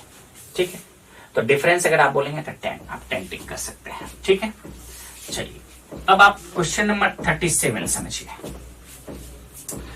कह रहा है आपसे क्या कि ए 400 turn closely winding circular coil of radius दिया हुआ है, कैरी ए करंट 2 एम्पियर। तो नंबर ऑफ टर्न है आपका 400 और उसमें रेडियस जो है इसका वो 8 सेंटीमीटर है, तो 10⁻² मीटर कर लीजिए। और उसमें करंट जो गया है वो है 2 एम्पियर, इसमें करंट गया है। ठीक है, the coil is placed in vertical plane and is free to rotate about the horizontal axis which coincide with the its diameter. A uniform magnetic field of 5 tesla, magnetic field provided किया गया है 5 tesla in the horizontal direction exists such that initially the axis of the coil is in the direction of the field। मतलब जिस direction में इसका access है उसी direction में मैग्नेटिक फील्ड भी है, यानी कि बी भी हमारा इसी डायरेक्शन में है। ठीक है, चलो ठीक है। The coil rotates through an angle of 90 degree under the influence of the magnetic field. What is the angular speed attained by the coil when it has rotated 90 degree? The moment of inertia of the coil दिया हुआ है। तो simple हो गया, इसमें torque आप निकालिए है एट एनी टाइम t, तो हो जाएगा टॉर्क, तो हो जाएगा mb sin theta at any time t, at any time t। मतलब मैग्नेटिक फील्ड और इस एरिया वेक्टर के बीच का एंगल जो हो जाएगा वो थीटा हो जाएगा एट एनी टाइम t। और अगर आप टॉर्क लिखते हैं तो इसमें m, तो इसमें नंबर ऑफ टर्न और s एरिया लिखेंगे, तो pi r square into current I into B into sine theta. अगर आप केयरफुली देखेंगे तो b आपको पता है, I पता है, r पता है, n पता है, तो आपको टॉर्क मिल गया और ये टॉर्क थीटा का फंक्शन हो गया। और टॉर्क को हम लोग लिख सकते हैं I alpha is equal to n pi r square I into B into sine theta. अब आइए, अल्फा है एंगुलर एक्सेशन और उसे हम लिखना चाहेंगे, ये है मोमेंट ऑफ इनर्शिया, तो आई इसको लिखेंगे omega d omega by d theta. मतलब एंगुलर एक्सेशन इक्वल टू, जिस तरह से वेलोसिटी में हम लोग लिखते थे acceleration equal to v dv by d x, उसी तरह से एंगुलर एक्सेशन में angular velocity d omega by d theta equal to this one. तो N pi r square I B into sine theta. आइए, तो इसमें हम omega d omega equal to क्या लिखेंगे, N pi r square I B by I, ये I moment of inertia, ये जरूर ध्यान रखिएगा, और यहां पे sine theta into D theta. Integrate कर दीजिए, जब थीटा की वैल्यू 0 थी तो उसकी एंगुलर वेलोसिटी 0 है, जब ये ओमेगा होगा जब थीटा की वैल्यू 90 डिग्री होगी, यानी 90 डिग्री जब वो टर्न करेगा तो क्या होगा, तो वहां से आपको ओमेगा का वैल्यू मिल जाएगा। ठीक है, तो ये है आपका 37 नंबर।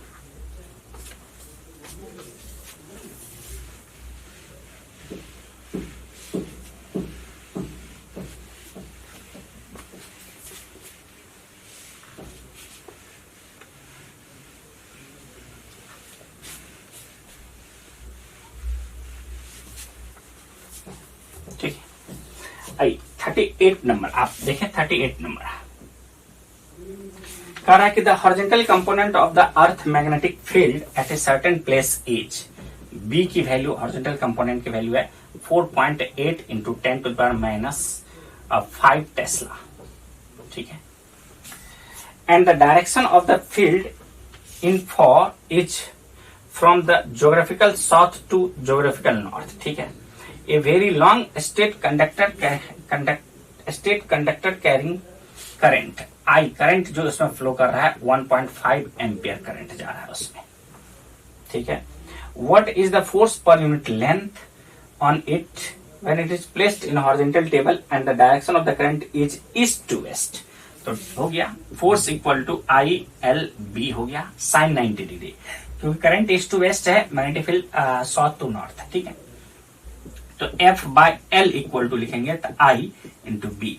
करंट आपको मालूम है, मैग्नेटिक फील्ड आपको मालूम है, दोनों को मल्टीप्लाई कीजिएगा तो फोर्स पर यूनिट लेंथ आपको वैल्यू मिल जाएंगे। ठीक है, आइए क्वेश्चन नंबर 39। सोलोनॉइड है 80 सेंटीमीटर लॉन्ग है, तो लेंथ हो गया इसका 80 सेंटीमीटर एंड रेडियस जो दिया हुआ है ये आर दिया हुआ है 5 सेंटीमीटर और 4 लेयर ऑफ वाइंडिंग है, यानी कि इसको कह सकते हो स्मॉल एन कर लो। स्मॉल एन करना ठीक नहीं होगा, नंबर ऑफ लेयर कर लीजिए। ये है आपका 4, ठीक है। और एक टर्न में, एक वाइंडिंग में 500 टर्न है, तो n is equal to 400 turn. आप यूं ही कह सकते हैं कि नंबर ऑफ टर्न 400 हुआ, इसको 4 से मल्टीप्लाई कर दे 1600 वाइंडिंग है उसका, ये आप कह सकते हो टर्न। ये 3 सेंटीमीटर लॉन्ग, यानी कि SL0 is equal to 3 centimetre long. Wire of mass M is equal to दिया हुआ है 2.355 ग्राम। जब भी इस तरह का क्वेश्चन हो तो आप जरूर ध्यान रखिए, बहुत इजी होगा। lie inside the axis of the solenoid are in horizontal plane. The wire is connected through the two lead parallel to the axis of the solenoid to an external battery which can supply a current. इसमें जो current दिया जा रहा है I0 वो आपको provide किया जा रहा है 5 एम्पियर, ठीक है। What value of the current in the winding of the solenoid can be supported the weight of the wire. Simple हो गया। तो मैग्नेटिक फोर्स जो होगा, मैग्नेटिक फोर्स हो जाएगा I L इंटू बी। तो आप I के जगह पे I0 लिख दीजिए, L के जगह पे L0 B लिखिएगा। मैग्नेटिक फील्ड इक्वल टू कितना हो जाएगा, number of turn mu naught number of turn पर यूनिट लेंथ। तो आपको लेंथ आपको मालूम है, इसको B इक्वल टू क्या लिखे, mu naught N into I होता था। I की जगह पे क्या लिख सकते हैं, ये आपको कैलकुलेट करना ही है ये I, ठीक है ना। अब आइए, तो N क्या है, तो यहाँ पे B इक्वल टू देखिएगा, यहाँ पे म्यू नॉट इंटू आई और N आपके लिए इंपॉर्टेंट है। N है टोटल नंबर ऑफ टर्न कितने होंगे, तो टोटल नंबर ऑफ टर्न हो गया आपके 400 पर नंबर ऑफ टर्न पर यूनिट लेंथ, और ये हो गया 0.8। इसको मल्टीप्लाई कर दीजिए 4 से, क्यों, क्योंकि 4 वाइंडिंग किया हुआ है, ठीक है। तो आपका नंबर ऑफ टर्न हो गया 4 और ये आपका लेंथ हो गया 0.8। तो नंबर ऑफ टर्न पर यूनिट लेंथ 4 वाइंडिंग किया है, 4 बार किया हुआ, तो ये तो मैग्नेटिक फील्ड हो गया। तो इस मैग्नेटिक फील्ड की वैल्यू इसमें रखेंगे तो आपको क्या मिल जाएगा, FM is equal to I0 L0 into mu naught I into 1600 कर लीजिए, इसको 1600 डिवाइड बाय 0.8, ठीक है। ये मैग्नेटिक फोर्स को बैलेंस कौन करेगा, mg, या mg को बैलेंस कौन करेगा, ये मैग्नेटिक फील्ड। तो इसी Fm को आप सिंपली m इंटू जी कर दीजिए।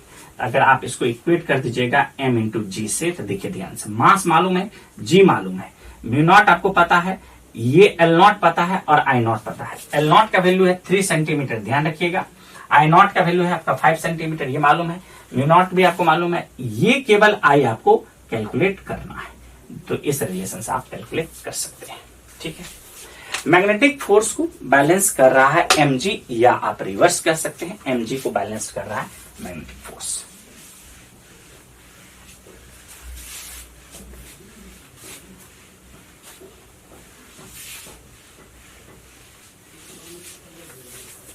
ठीक है। नेक्स्ट, अगर आप क्वेश्चन नंबर 40 देखें तो ध्यान से, suppose a rectangular loop of side length, मतलब length is equal to 60 centimetre है और विड्थ इज इक्वल टू आपका 4 सेंटीमीटर है। इट मीन्स S एरिया चाहिए तो L इंटू बी हो जाएगा, 16 into 4 into 10 to the power -4 होगा मीटर स्क्वायर। ये एरिया आपको मिल चुका है, ठीक है। Cut in is stationary but the current feeding in the electromagnetic that produce the magnetic field is gradually reduced so that the field decreases from its initial value of 6 Tesla at the rate of, मतलब dB by dt, उस loop में magnetic field जो change हो रहा है वो है 0.3 Tesla पर सेकंड के रेट से चेंज हो रहा है।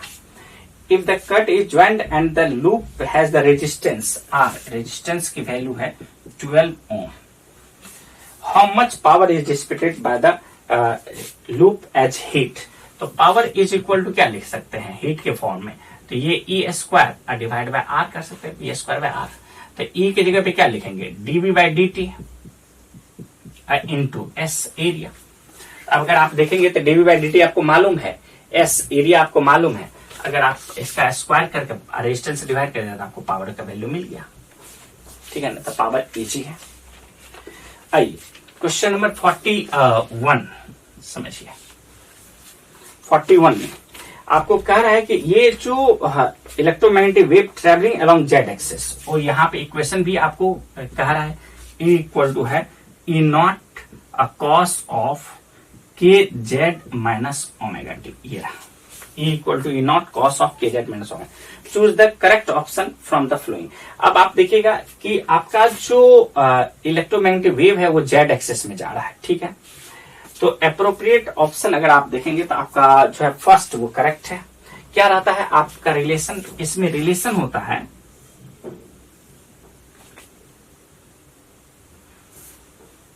कि इलेक्ट्रिक फील्ड E और ये रहा B और ये रहा V,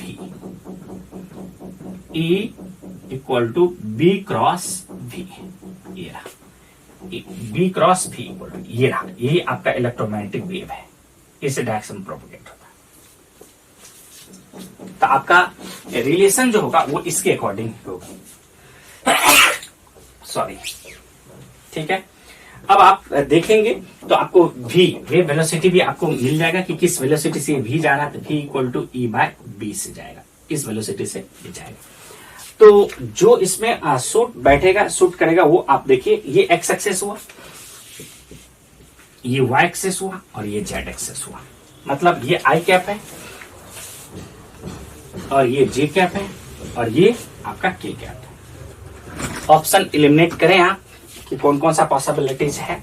तो b इक्वल टू के क्रॉस e, तो k इधर है, इधर है, तो k क्रॉस e ऊपर की तरफ b होगा, बिल्कुल सही है।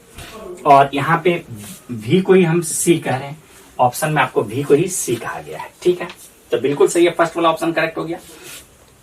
अगर आप देखेंगे तो सेकंड ये भी करेक्ट हो गया आपका, और थर्ड यानी कि e k डॉट e, इसका इसके साथ डॉट लेंगे तो यस बिल्कुल जीरो हो जाएगा, और के डॉट बी इसके साथ इसका लेंगे जीरो, यानी ए बी सी तीनों करेक्ट हो गया। तो अप्रोप्रिएट ऑप्शन कौन सा हो जाएगा, फोर्थ नंबर इसमें हो जाएगा, ए बी सी सभी करेक्ट हो गया, ए बी और सी सब करेक्ट हो गया, ठीक है।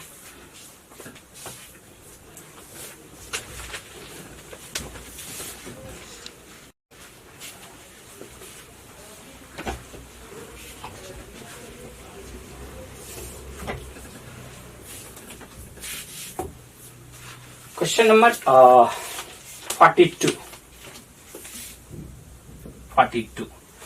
42 में क्या कहा जा रहा है, देखिए ध्यान से।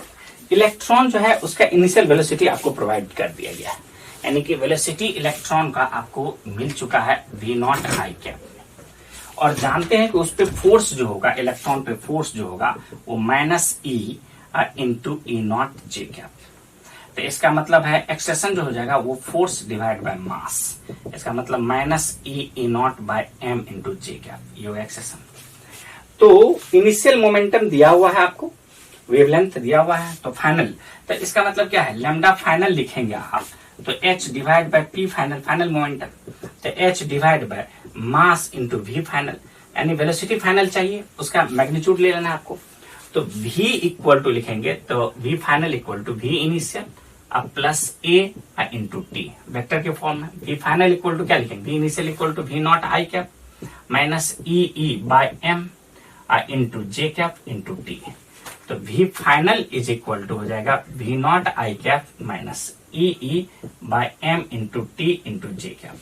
तो इसका फाइनल का मैग्नीट्यूड लेंगे तो इसका स्क्वायर कर दीजिए, तो हो जाएगा v naught square plus E by M into T का स्क्वायर, हो गया फाइनल।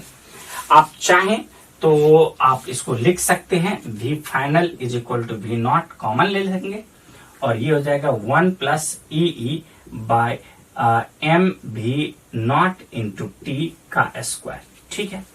आइए लैम्डा जो फाइनल होगा वो h divide by m into v final, तो lambda final equal to h divide by m, v final equal to v naught into 1 plus e t by m into v naught का square का power 1/2।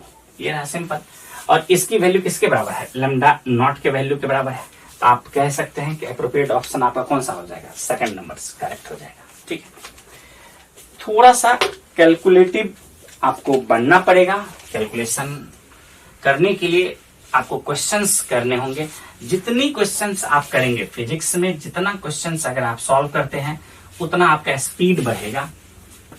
ठीक है, problem ही आपका एक solution है आपके problem को दूर करने का।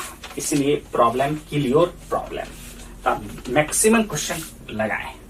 43 कह रहा है कि 80 माइक्रोफैराड कैपेसिटर, सी की वैल्यू दिया हुआ है 80 microfarad capacitor is series with S R, resistance दिया हुआ 69 ओम रेजिस्टेंस, और टू सप्लाई कर रहा है इसका ईएमएफ जो दिया हुआ है 220 वोल्ट है,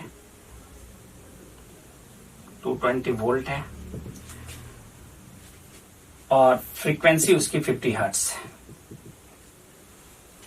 What is the time lag between the current maximum and the voltage maximum? तो करंट और वोल्टेज के बीच में टाइम लैग कितना होगा? ठीक है, तो इस केस में tan phi आप पहले फेज डिफरेंस निकाल लीजिए। तो tan phi इक्वल टू क्या हो जाएगा? आपका XC divide by R। Yes, XC की जगह पे 1/ωc इंटू R कर लीजिए। तो 1/ओमेगा, ओमेगा की जगह पे आप लिखेंगे 100 इंटू पाई। C आपको दिया हुआ कितना है? C का वैल्यू 80 माइक्रोफैराड, 80 10⁻⁻⁶, और R रेजिस्टेंस कितना हुआ है? 69। आई थिंक इसको कैलकुलेट कर कर आप फाई कैलकुलेट कर लीजिएगा कि फाई कितना होगा। ये फाई, ठीक है, फाई का वैल्यू ये अप्रॉक्स में जो वैल्यू आता है वो अप्रॉक्स में 1/√3 यानी 1.73 के आसपास आएगा। तो 1/√3 कह सकते हैं अप्रॉक्स में। आप देख लीजिएगा ये कैलकुलेशन को, मैं आपको अप्रॉक्स बता रहा हूं। अगर ऐसा है तो आपको फाई मिल गया, तो phi divide by T equal to omega कर लीजिए। तो आपसे टाइम गैप पूछा गया है, तो फाई डिवाइड बाई ओमेगा कर दीजिए। तो टाइम, तो फाई और ओमेगा की जगह पे आप कितना लिखेंगे? तो 100 इंटू पाई। तो फाई का वैल्यू निकाल करके यहां से इसमें पुट कर देंगे तो आपको टाइम गैप मिल जाएगा कि कितना का टाइम गैप उसके बीच में है। ठीक है, क्वेश्चन नंबर 44 में कह रहा है कि the voltage difference between A and B, A और बी के बीच में क्या वोल्टेज होगा? यहां है रेजिस्टेंस, फिर है आपके पास एक डायोड, फिर है एक रेजिस्टेंस, फिर है ये बी वाला पॉइंट है और ये ए वाला पॉइंट है। इसमें करंट सप्लाई हो रहा है 0.4 मिली एम्पियर और ये है 4.5 किलो ओम, और यहां पे भी है आपका 4.5 किलो ओम। बेसिकली ये जो आपको कैपेसिटर डरा रहा है, डरने की कोई बात नहीं है। आपको सिंपल सी बात है कि यहां से करंट आएगा और ये यहां जाएगा, तो VA माइनस VB आपको सिंपली कर देना है।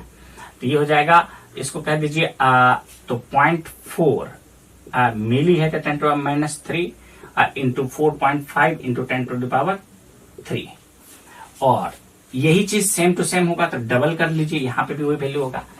प्लस यहां से डायोड में कितना वोल्टेज दिया हुआ? 0.6, तो 0.6 इसको आप करेंगे, सिंप्लीफाई करेंगे तो आपको रिजल्ट मिल जाएगा 4.2 के अप्रॉक्स में आ जाता है। ठीक है, तो ये कैपेसिटर केवल आपको डराने का काम कर रहा है, इससे आपको बिल्कुल भी डरना नहीं है। करंट यहाँ पे डीसी फॉर्मेट में है तो ये पूरी तरह से डायोड वन डायरेक्शन में फ्लो करेगा और यहां से यहां तक अवेलेबल होगा। उस साइड में कोई भी करंट को अलाउ नहीं करेगा कैपेसिटर फ्लो करने के लिए, इसलिए कैपेसिटर यूज किया गया। 44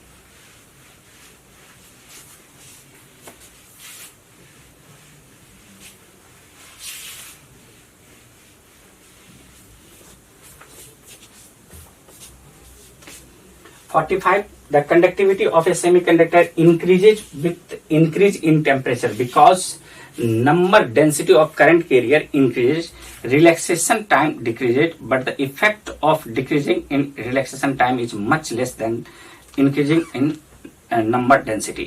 I think ये क्वेश्चन अगर आप देखेंगे ध्यान से तो 45 नंबर जो क्वेश्चन है वो लास्ट टेस्ट में भी आपको रिफ्लेक्ट हो रहा था कि 4 ऑप्शन उस क्वेश्चन में प्रोवाइडेड थे और उस क्वेश्चन में सबसे अप्रोप्रिएट ऑप्शन जो आपको मिल रहा था वो अप्रोप्रिएट ऑप्शन आपका 4th नंबर मिल रहा था। तो मैंने उसको बोला था, आपसे एक्सप्लेनेशन दिया था कि मोर अप्रोप्रिएट यानी कि ज्यादा पॉइंट को जो कनेक्ट कर रखा है वो 4th नंबर ऑप्शन कनेक्ट करके रखा है, इसलिए आप 4th को टिक लगा सकते हैं।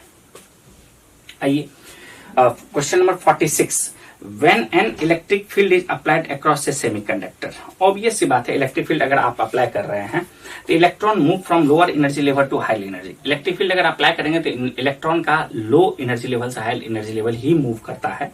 और अगर आप देखेंगे तो hole in the valence band move from higher energy level to the lower energy level. मतलब एक कह सकते हैं कि सिंपल आपका इलेक्ट्रिक फील्ड अप्लाई करने से पॉजिटिव चार्ज किधर मूव करता है, तो हायर पोटेंशियल से लोअर और नेगेटिव किधर से, लोअर से हायर। बस उसी चीजों को यहाँ पे कहा गया है। तो इसके बेसिस पे आपका ऑप्शन कौन सा नंबर हो जाएगा, ए और सी दोनों करेक्ट हो जाएगा। तो अप्रोप्रिएट ऑप्शन आपके 2 हो जाएंगे। ठीक है। 47 आपका कैलकुलेटिव है, आप इसमें नंबर ऑफ इक्वेशंस आपको ज्यादा मिलेंगे। ठीक है ना। और इस तरह का क्वेश्चन जो है अगर आप देखेंगे ध्यान से तो थोड़ा सा लेंदी होता है, आपको 4 बार लूप में घूमना पड़ेगा। फर्स्ट S3, S1 और S2 में, सेकंड आपको G और S1 में, थर्ड आपको S1 और S3 में, और फोर्थ आपको S2 और S3 में। यानी कि टोटल नंबर ऑफ इक्वेशन अगर आप देखेंगे तो 4 इक्वेशंस होगा और उसके बेसिस पे अगर आप सॉल्व करेंगे तब आपको S3 की वैल्यू मिलेगा। तो थोड़ा सा लेंथी होगा। ठीक है ना। तो V इक्वल टू IR, सब में ब्रांच में देखिए करंट आपको पता है 20 मिली एम्पियर दिया हुआ है आपको S1 में, और आपको दिया हुआ है 200 मिली एम्पियर S2 में, और 2 एम्पियर दिया हुआ है S3 में, और IG आपको प्रोवाइडेड नहीं है, तो आप उसको कैलकुलेट कर सकते हैं। ठीक है। आइए, the phenomenon involved in the deflection of the rainbow by the ionosphere is similar to TIR का कॉन्सेप्ट है, टोटल इंटरनल रिफ्लेक्शन कॉन्सेप्ट कहते हैं उसको। हर एक बच्चों को मालूम होता है। सेकंड नंबर आपका ऑप्शन करेक्ट हो जाएगा। ठीक है। आइए 49 अगर आप देखते हैं तो 49 में क्या है कि आपसे कह रहा है कि मैग्निफिकेशन दिया हुआ है और आपसे कह रहा है कि पावर बताने के लिए। तो पावर मतलब सिंपल माइक्रोस्कोप का पावर का मतलब फोकल लेंथ निकालिए, फोकल लेंथ निकाल लीजिए और 1/f इक्वल टू पावर हो जाएगा। और मैग्निफिकेशन आपको प्रोवाइडेड है, एंगुलर मैग्निफिकेशन दिया हुआ है। तो 49 में अगर आप देख रहे हैं तो angular magnification m equal to आपका d डिवाइड बाय f। ये मैग्निफिकेशन आपको पता है कि 12.5 दिया हुआ है, कैलकुलेट करने की जरूरत है नहीं। डी है 25 सेंटीमीटर है, तो 10⁻² कर सकते हैं, और f फोकल लेंथ आपको मिल जाएगा, और 1/f ये आपका पावर हो जाएगा, और डायप्टर में हो जाएगा पावर, आप कैलकुलेट कर सकते हैं। आइए अब 50, क्वेश्चन नंबर 50, ये डॉपलर इफेक्ट है और आपको डिस्टेंस दिया हुआ है यहाँ पे इस तरह से ऐसे। तो ये रहा सोर्स और यहाँ ऑब्जर्वर है रेस्ट में, और ये इसके तरफ है, ये रेस्ट में। ये रहा 12 मीटर और ये रहा आपका 5 मीटर, और इसकी वेलोसिटी है इधर की तरफ vs, जो आपको प्रोवाइडेड है 52 मीटर पर सेकेंड। ठीक है। तो ये एंगल हो गया थीटा, तो इसका इस डायरेक्शन में कंपोनेंट हो जाएगा vs cos theta. cos theta हम कैलकुलेट कर सकते हैं, ये 12 है, ये 5 है, तो ये हो जाएगा 13। तो हम लोग कह सकते हैं कि vs cos theta equal to 5 divide by 13। तो इसका मतलब हो गया 52 इंटू 5 डिवाइड बाय 13। इसका मतलब हो गया 20 मीटर पर सेकंड। ये इस डायरेक्शन में आ रहा है।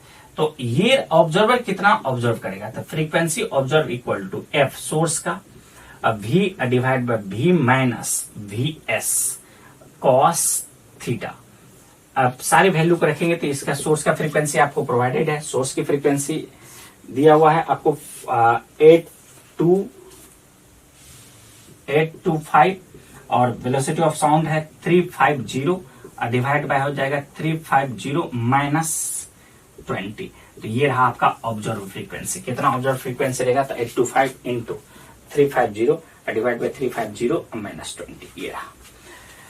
तो उम्मीद करता हूं कि ये सारे जो डिस्कशन हुए हैं आपको बेनिफिट पहुंचेगा। ठीक है। थोड़ा सा क्वेश्चन बनाते रहिए, और किसी भी तरह से आपको मैं बता दूं कि किसी भी तरह से क्वेश्चन जब आप सॉल्व कर रहे हो तो आपको परेशान नहीं होना है, पेशेंस रखना है, और जितना आपका पेशेंस रहेगा उतना ही आपका स्कोर अच्छा होगा।